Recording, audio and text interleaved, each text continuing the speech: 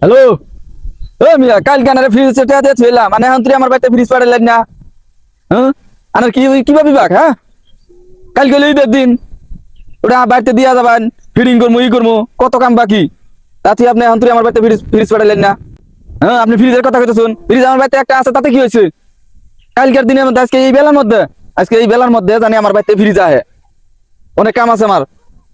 হ্যাঁ হ্যাঁ চালু করবেন চালু চালু বেনাম তো তুলে পাঠাই দেন বাড়িতে। চাচা কার মজা তো চিলাচিলি করুন কি হয়েছে আবার? আর কইস না কথা আজকে ফ্রিজ যাওয়ার কথা এখন তুই বাড়িতে ফ্রিজ দিয়া যায় না। কে ফ্রিজ আবার নষ্ট হয়েছে? এত বড় ফ্রিজ কিভাবে নষ্ট হইলো? আরে না রে বেটা ফ্রিজ নষ্ট হয় নাই ফ্রিজ আর একটা আনতাছি এক ফ্রিজে এখন কি হয় এখন যে যাবো না ফ্রিজ একটাই হয়। কি কোন কাকু উইটটা বড় ফ্রিজ খাইছেন গ্রামে এত বড় ফ্রিজ নাই তারপরে আটা ফ্রিজ নাকি এত বড় ফ্রিজ দা কি করবেন গো? আরে গেদা তুমি মান জানো না এতে গিয়া 2.5 লাখ টাকার গরু কুরবানি দিতেছি ওই এক ফ্রিজ আমার হবো এর লাগে ডিপ ফ্রিজ আনতেছি আর একটা সারা বছর জানি যায়। কি কোন কাকু 2.5 লাখ টাকা কুরবানি দিতেছুন? হায় হায় হায় আর মাংস সারা বছর যায় এই চিন্তা ভাবনা করে কুরবানি দিতেছুন?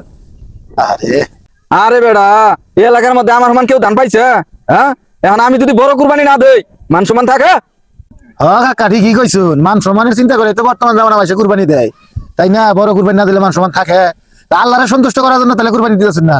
700 টাকা কেজি গোস্ত এই চিন্তা ভাবনা করে কুরবানি দিতেছুন নামও ফাটলো গোস্তও পাইলেন ফ্রিজে থুয়ে বছর বছর খাবান দাম দেয় না?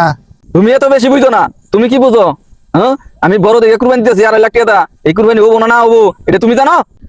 আরে জাকাতে শো মাথা পিছু 50 টাকা জাকাত দর্শাল দিকা 5 গ্রামে শালিশ ডাকছিলেন হ্যাঁ 50 টাকা জাকাত কে এত টাকা জাকাত কোন পামু কেন কি ভাই দিমু আর এবার 2.5 লাখ টাকা কুরবানি দিতেছু নাম ভাড়া নিয়া এমনি তো আল্লাহ সন্তুষ্ট হইতাছে না কাকু এমনি হইতাছে নাম ভাড়া নি। আরে গেদা তুমি বুঝো না কে চাকাতরা দিয়ে দিলে তো একবার দেওয়া হইলো আর এই যে কুরবানি দিলাম সোয়া বো গোস্ত খাইলাম সারা বছর বইরা এটাই হইলো ব্যাপার। এখনকার মুসলমান ইমান তো খুব শক্তিশালী বুঝতে পারছি। ঈদ মুবারক মুবারক ঈদ মুবারক।